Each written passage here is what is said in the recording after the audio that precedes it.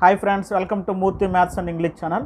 Friends, subscribe button మీద click చేసి నా ఛానల్ని సబ్స్క్రైబ్ చేసుకోండి. అలాగే పక్కన ఉన్న బెల్ ఐకాన్ క్లిక్ చేస్తే నా యూట్యూబ్ వీడియోస్ యొక్క నోటిఫికేషన్స్ మీకు రావడం జరుగుతుంది. ఫ్రెండ్స్, మనం ఈరోజు ఫ్రమ్ అనే ప్రిపోజిషన్ని ఏ విధంగా యూజ్ చేయాలి అనే టాపిక్ గురించి డిస్కస్ చేద్దాం. ఫ్రెండ్స్, అంటే ఇక్కడ ఫ్రమ్ అంటే నుండి అని అర్థం. అంటే ఒక ప్రదేశం నుండి లేదా ఒక పర్టికులర్ టైం నుండి అనే మీనింగు వస్తుంది అనమాట. అయితే ఏ సందర్భంలో ఉపయోగిస్తాం చూద్దాం. ఫ్రమ్ అనేది స్టార్టింగ్ పాయింట్ సిచ్యువేషన్లో, అంటే ఒక వ్యక్తి ఒక ప్రాంతం నుండి ఒక పాయింట్ నుండి బయలుదేరాడు అంటే, అక్కడ నుండి బయలుదేరాడు అంటే ఫ్రమ్ అని ఉపయోగిస్తాం. స్టార్టింగ్ పాయింట్ అంటే టైం ఎక్స్ప్రెషన్స్, టైంకి సంబంధించి కూడా ఫ్రమ్ అని ఉపయోగిస్తాం. సోర్సెస్ సిచ్యువేషన్లో కూడా, ఆరిజిన్ సిచ్యువేషన్లోని, డిస్టెన్స్ సిచ్యువేషన్లోని, రీజన్ సంబంధించి, అలాగే మేకింగ్ ద ప్రోడక్ట్ తయారు చేయడంలోను, అలాగే ప్రొటెక్షన్ సంబంధించి రక్షణ, అలాగే ఇక్కడ మనము డై అనే వెర్బ్తో కూడా మనము ఫ్రమ్ అని ఉపయోగించడం ఆల్రెడీ నేర్చుకుని ఉన్నాము. సో వీటిని మనం ఒక్కొక్కటిగా ఎగ్జాంపుల్ సహా మీకు వివరించడం జరుగుతుంది. ఫస్ట్ ఏంటంటే స్టార్టింగ్ పాయింట్ అండి.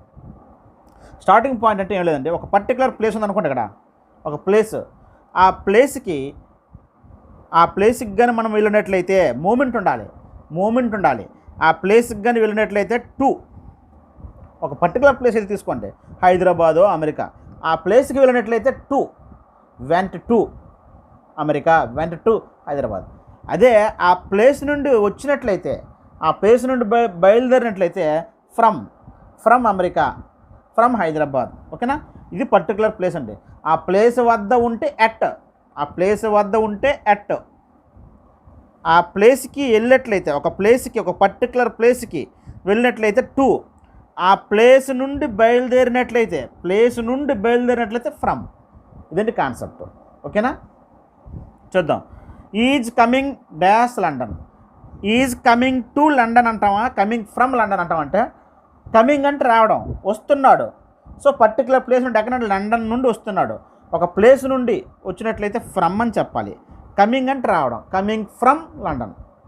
ఈజ్ గోయింగ్ అమెరికా అంటామా, గోయింగ్ టు అమెరికా అంటామా, గోయింగ్ ఫ్రమ్ అమెరికా అంటే గోయింగ్ టు అమెరికా.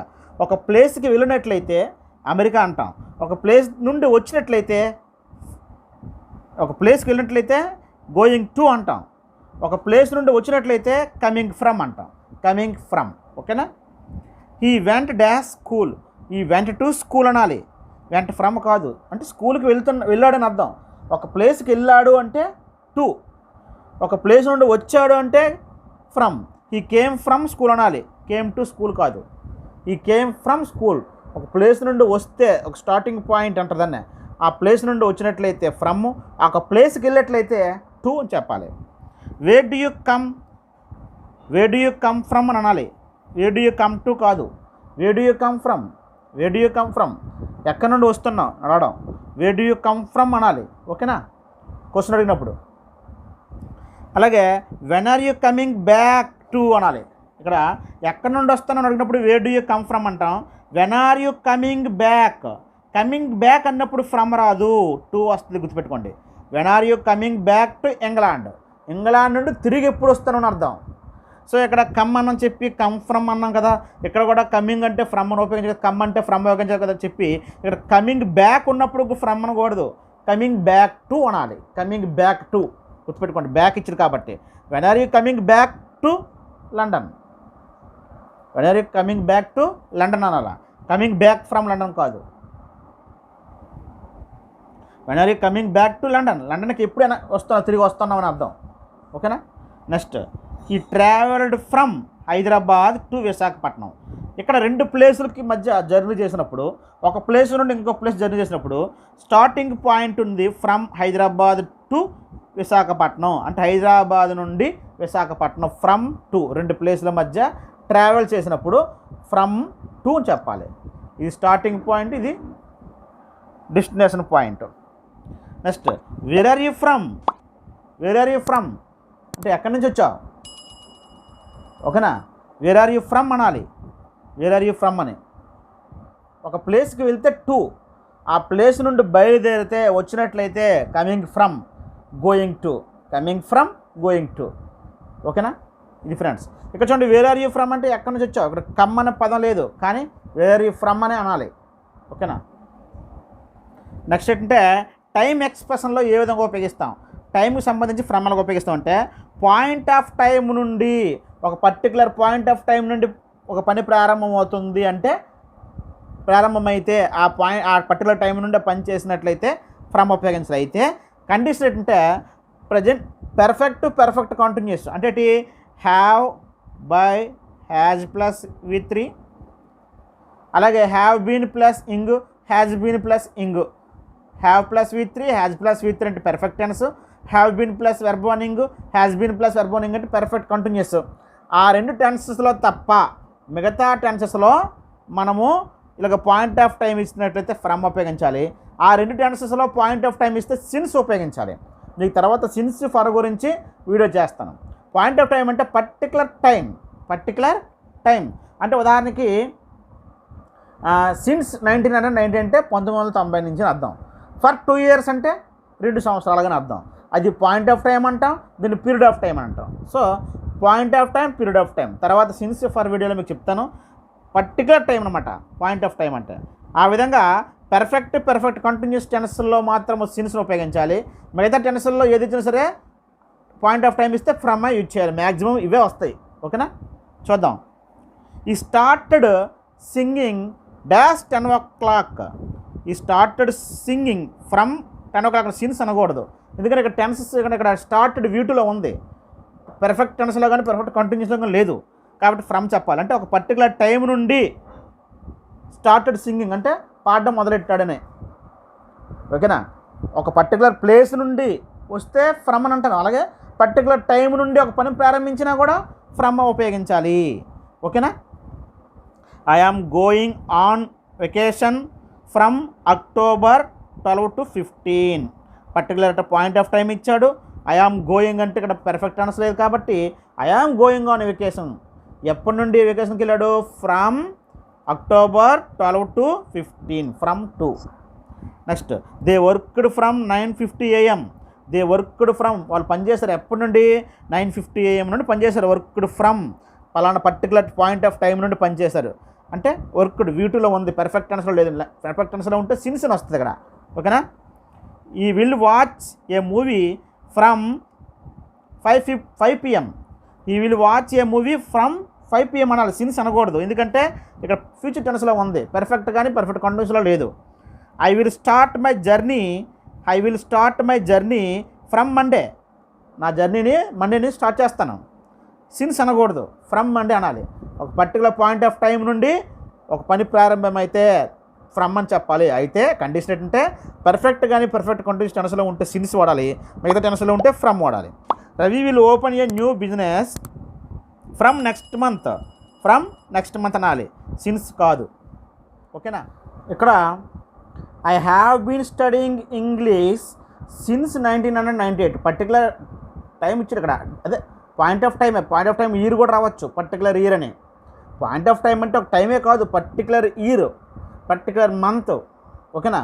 డేటు పర్టికులర్గా ఉంటుంది పాయింట్ ఆఫ్ టైం. తర్వాత point of time, period of time సంబంధించి సిన్స్ ఫర్లో మీకు చెప్తాను. అయితే ఇక్కడ 1998 నుండి అతను ఇంగ్లీష్ చదువుతున్నాడు అని అర్థం. అయితే ఇక్కడ రెండు సిన్స్ ఫ్రమ్ రెండు నుండి అనే మీనింగ్ వస్తాయి పాయింట్ ఆఫ్ టైంకి. కానీ ఇక్కడ హ్యావ్ బీన్ ప్లస్ ఇంగ్ రూపంలో ఉంది, పర్ఫెక్ట్ కంటిన్యూస్లో ఉంది కాబట్టి సిన్స్ చెప్పాలి, ఫ్రమ్ చెప్పకూడదు. అక్కడ I have been studying English since 1998. రెండు మీనింగ్స్ ఒకటే, నుండి, ఆ టైం నుండి, ఆ సంవత్సరం నుండి. ఓకేనా, ఆ తేదీ నుండి అర్థమే. కానీ పర్ఫెక్ట్ కంటిన్యూస్ టెన్స్లో సిన్స్ చెప్పాలి, మిగతా టెన్సెస్లో ఫ్రమ్ చెప్పాలి. ఈ హ్యాజ్ లివ్డ్ ఇన్ అమెరికా. ఈ has lived perfect America since 2010. Since అని చెప్పాలి తప్ప ఫ్రమ్ అని చెప్పకూడదు. అలాగే ఫ్రమ్ టు టైంకి సంబంధించి ప్లేస్ కూడా రెండు ప్లేసుల మధ్య ట్రావెలింగ్ జరిగినట్లయితే ఫ్రమ్ టు చెప్తాం కదా. టైం కూడా రెండు టైముల మధ్య కానీ ఒక పని జరిగినట్లయితే ఫ్రమ్ టు ఉపయోగిస్తాం. I lived in Hyderabad from 2010 to 2019. ఓకేనా. నేను హైదరాబాద్లో 2010 నుండి 2019 మధ్యలో నివసించాను. From to. సో రెండు ప్లేసుల మధ్యన ఫ్రమ్ టు కాంబినేషనే, రెండు టైముల మధ్యన from to. I will study from 2 PM to 3 PM. నేను 2 నుంచి 3 గంటల మధ్య చదువుతాను. I do my work from morning, from morning till evening. ఇక్కడ ఫ్రమ్ టు, అలాగే ఫ్రమ్ తర్వాత టిల్, అంటిల్ కూడా కొన్ని సందర్భాల్లో ఉపయోగిస్తారు. I do my work from morning, నేను నా వర్క్ని మార్నింగ్ నుండి ఈవినింగ్ వరకు, అంటే టిల్ ఈవినింగ్ అని కూడా రాయొచ్చు. ఓకేనా. అలాగే I will be out of the office from Wednesday until Friday, నేను ఆఫీస్ నుండి బయటపడతాను ఇప్పుడు ఫ్రమ్ వెడ్నెస్డే నుండి ఫ్రైడే వరకు. ఓకేనా, వెడ్నెస్డే నుండి ఫ్రైడే వరకు అని. సో అంటిల్లు, టిల్లు కూడా కొన్ని సందర్భాలు ఉపయోగిస్తారు, కానీ మ్యాక్సిమం ఫ్రమ్ టు మాత్రమే combination. Next source or origin. Source, origin సందర్భాల్లో కూడా ఫ్రమ్ను ఉపయోగిస్తాం. అంటే చూద్దాం. ఐ యామ్ ఫ్రమ్ అమెరికా, ఇది ఆరిజిన్.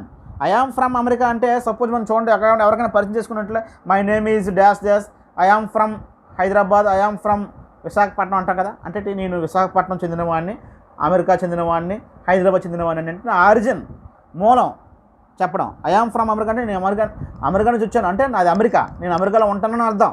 ఐ యామ్ ఫ్రమ్ అమెరికా అంటే మూలం. ఓకేనా, సొంత ఊరు అదేనమాట, అది origin. This scene is from an old movie. This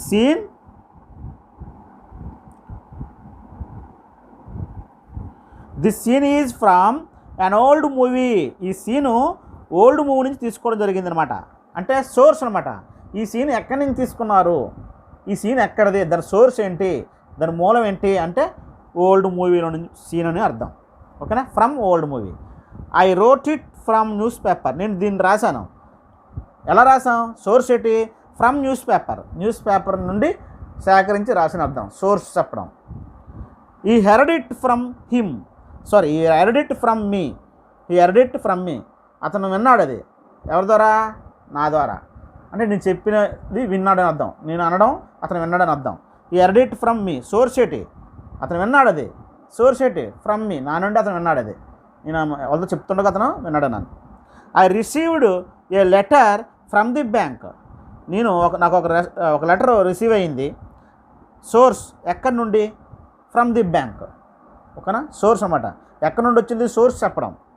I borrowed A book from the library, నేను ఒక బుక్ తెచ్చాను. ఐ బారోడ్ ఏ బుక్, ఎక్కడి నుంచి, సోర్స్, ఆ బుక్ ఎక్కడి నుంచి తెచ్చావు, సోర్స్ ఎక్కడ అంటే ఫ్రమ్ ది లైబ్రరీ నుండి అని అర్థం. I borrowed A book from the library, ఆ బుక్ని ఎక్కడి నుంచి బారో చేసామంటే లైబ్రరీ నుండి. సోర్స్ ఎక్కడంటే from the library. The Ganges comes out from the Himalayas, అంటే గంగా నది హిమాలయాల నుండి వస్తుంది. సో గంగా నది బయట వస్తుంది ఎక్కడి నుంచి, దాని సోర్స్ ఏంటి, దాని ఆరిజిన్ ఏంటి, దాని ఆరిజిన్ మూలం ఎక్కడ, ఫ్రమ్ ద హిమాలయాస్. మూలం గురించి, ఆరిజిన్ గురించి చెప్పినప్పుడు, అలాగే సోర్స్ గురించి, ఏ సోర్స్ ఆధారంగా అది వచ్చిందని చెప్పినప్పుడు ఫ్రమ్ అని చెప్తాం. ఓకేనా. నెక్స్ట్ డిస్టెన్స్ సంబంధించి హౌ ఫార్ అని చెప్పినప్పుడు, డిస్టెన్స్ చెప్పినప్పుడు ఫ్రమ్ చెప్తాం. It is 5 miles from my home, మా ఇంటి దగ్గర నుండి 5 మైళ్ళు దూరము అని. ఫ్రమ్ మై హోమ్, మా ఇంటి దగ్గర నుండి 5 మైళ్ళు, 2 kilometers, 5 kilometers, ఆ విధంగా డిస్టెన్స్ చెప్పినప్పుడు ఫ్రమ్ మై హోమ్ అని చెప్తాం. పక్కన ప్లేస్ ఉంటుంది అనమాట. It is only a few steps from here to the post office. Distance చెప్పాం. From here to the post ఆఫీస్కి ఇక్కడికి జస్ట్ కొన్ని అడుగుల దూరమే అని చెప్పడం. We live 10 miles from the beach. Beach నుండి 10 miles దూరంలో నివసిస్తున్నాము అని చెప్పినప్పుడు ఫ్రమ్ ది బీచ్ అని చెప్పాలి. మొత్తం నుండి వస్తుంది, మొత్తం డిస్టెన్స్ సందర్భంలో ఉపయోగిస్తున్నామని చెప్పడానికి. ఓకేనా. ప్రొటెక్షన్ సందర్భంలో కూడా మనము ఫ్రమ్ను ఉపయోగిస్తాం. ప్రొటెక్షన్ అంటే రక్షణ. చూద్దాం. Giri saved the child from fire. దేని నుండి ప్రొటెక్షను, ఫైర్ నుండి. అంటే గిరి ఆ చైల్డ్ని సేవ్ చేశాడు, దేని నుండి ప్రొటెక్ట్ చేశాడు, ఫ్రమ్ ఫైర్ అని చెప్పడం. A tree gave us shelter from the rain.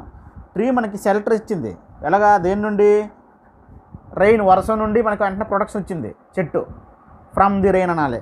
Seat belts can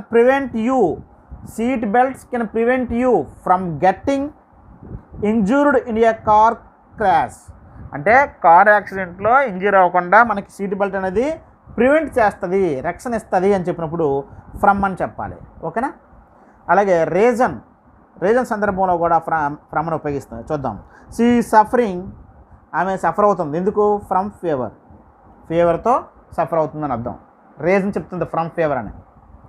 I have got a headache from the noise. I have got a headache, నాకు తలనొప్పి వచ్చింది. ఇది కారణం ఏంటి? ఫ్రమ్ ద నాయిస్, ఎక్కువ శబ్దం వల్ల. ఈ got lung cancer from smoking. ఈ గాట్ లంగ్ క్యాన్సర్ అంటే అతనికి లంగ్ క్యాన్సర్ వచ్చిందట. రీజన్ ఏంటి? ఫ్రమ్ స్మోకింగ్ నుండి. She suffered from heart disease. Suffered అవుతాడు దేని నుంచి? హార్ట్ డిసీజ్ నుండి సఫర్ అవుతున్నాడు బాగా. ఓకేనా. సఫర్ తర్వాత ఇప్పుడు కూడా ఫ్రమ్ వస్తుంది. అయితే మనం డై అనే వెర్బ్తో వచ్చే ప్రిపోజిషన్ చెప్పుకున్నాం, ఆల్రెడీ దాని గురించి వీడియో చేసాం. అందులో డై ఫ్రమ్ ఎప్పుడు ఉపయోగిస్తాం అంటే ఓవర్ వర్క్ వాళ్ళు చనిపోయినా, హార్డ్ వర్క్ వాళ్ళు చనిపోయినా, ఓవర్ ఈటింగ్ వాళ్ళు చనిపోయినా, వౌండ్ గాయాల వల్ల, ఇంజూరీ వలన, ప్రెజర్ వలన, ఓకేనా, అలాగే ఫుడ్ పాయిజన్ వల్ల, వాటి వల్ల కానీ చనిపోతే డై ఫ్రమ్ అని మనం ఆల్రెడీ గత వీడియోలో డైకి సంబంధించి ప్రత్యేకించి వీడియో చేశాను. చూడండి ఇక్కడ, ఈ డైడ్ ఆఫ్ క్యాన్సర్, ఒక వ్యాధితో చనిపోతే ఒక వ్యాధి పేరు ఉండాలి ఇక్కడ, ఆఫ్ అంటాం. అదే ఈ డైడ్ ఫ్రమ్ డిసీజ్, ఏదో ఒక డిసీజ్ చచ్చిపోయాడు. ఇక్కడ డిసీజ్ అని ఉపయోగిస్తే ఫ్రమ్ అనాలి. అదే డిసీజ్ పేరు ఇస్తే ఆఫ్ ఉపయోగించాలి. గుర్తుపెట్టుకోండి, died from disease, died of cancer. Disease పేరుతో మెన్షన్ చేస్తే ఆఫ్, ఒక డిసీజ్తో ఏదో ఒక డిసీజ్ అయినప్పుడు డిసీజ్ అని ఇచ్చినప్పుడు మాత్రం ఫ్రమ్ చెప్పాలి. నెక్స్ట్, మేకింగ్ ద ప్రోడక్ట్ అండి. ఇది అంటే మనం ఇదా కూడా ఆల్రెడీ చెప్పుకున్నాం. మేడ్ అనే వెర్బ్తో వచ్చే ప్రిపోజిషన్స్లో విత్ గురించి చెప్పుకున్నాం, అలాగే ఫ్రమ్ గురించి చెప్పుకున్నాం, బై గురించి చెప్పుకున్నాం. ఇక్కడ చూడండి, ఇది ప్రొడక్ట్, ఇది మెటీరియల్ నుండి ప్రొడక్ట్ తయారు చేస్తాం. ఒక మెటీరియల్ నుండి ఒక ప్రోడక్ట్ తయారవుద్ది. తిరిగి ఇదే ప్రోడక్ట్ నుండి ఈ మెటీరియల్ కానీ పొందలేకపోతే ఫ్రమ్ వాడతాం, పొందితే ఆఫ్ వాడతాం చెప్పాం. మెటీరియల్ నుండి ప్రోడక్ట్ తయారు చేస్తాం, ఇదే ప్రోడక్ట్ నుండి తిరిగి మెటీరియల్ కానీ పొందకపోతే ఫ్రమ్ వాడతాం. చూడండి ఇక్కడ, the table is made as wood. Table అనేది ప్రొడక్ట్, వుడ్ అనేది మెటీరియల్. వుడ్తో టేబుల్ తయారు చేస్తాం, టేబుల్ నుండి మళ్ళీ వుడ్ని పొందితే ఆఫ్, ఫ్రమ్ అనకూడదు. ఇది చూడండి, this juice is made dash grapes నుంచి జ్యూస్ తయారు చేస్తాం. ఇది ప్రొడక్ట్, ఇది మెటీరియల్. మళ్ళీ జ్యూస్ నుంచి గ్రేప్స్ పొందగలమా? పొందలేము. అలాగే తిరిగి పొందలేకపోతే ఫ్రమ్ వాడాలి.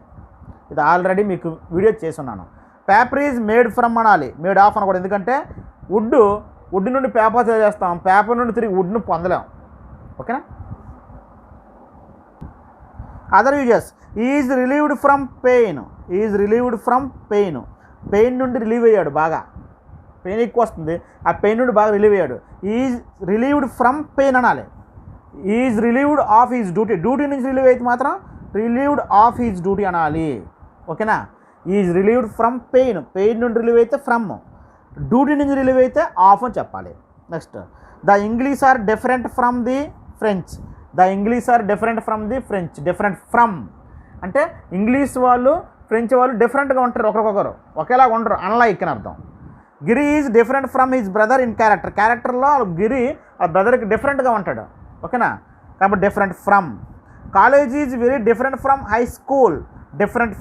College is very different from high school అంటే హై స్కూల్ కన్నా కాలేజ్ డిఫరెంట్గా ఉంటుంది, అలాంటప్పుడు ఫ్రమ్ అనే చెప్పాలి. అలాగే protect from, save from, prevent from. అలాగే క్వాలిఫై అయితే క్వాలిఫై ఫర్ అనాలి. డిస్క్వాలిఫై అయితే ఫ్రమ్ అని ఉపయోగించాలి. డిస్క్వాలిఫై ఫ్రమ్ అనాలి, క్వాలిఫై ఫర్ అనాలి. ఓకేనా ఫ్రెండ్స్, ఇది ఫ్రమ్కి సంబంధించి ప్రిపోజిషను సమాచారం. తర్వాత మొత్తం అన్ని ప్రిపోజిషన్స్ గురించి మీకు ఫిక్స్డ్ ప్రిపోజిషన్స్లోని, ఫ్రేజల్ వెర్బ్స్లోని మొత్తం కవర్ అవుతాయి. ఫ్రెండ్స్, ఈ వీడియో మీకు నచ్చినట్లయితే లైక్ చేయండి, అలాగే మీ ఫ్రెండ్స్ షేర్ చేయండి. ఇంకేమైనా డౌట్స్ ఉంటే కామెంట్ బాక్స్లో ఎంటర్ చేయండి ఫ్రెండ్స్. Thank you. మీకోసం కంప్లీట్ సమాచారం ఇస్తున్నాను. ఓకేనా. నోట్స్ ప్రిపేర్ చేసుకుని స్క్రీన్ షాట్లు తీసుకొని హ్యాపీగా. Okay friends, thank you.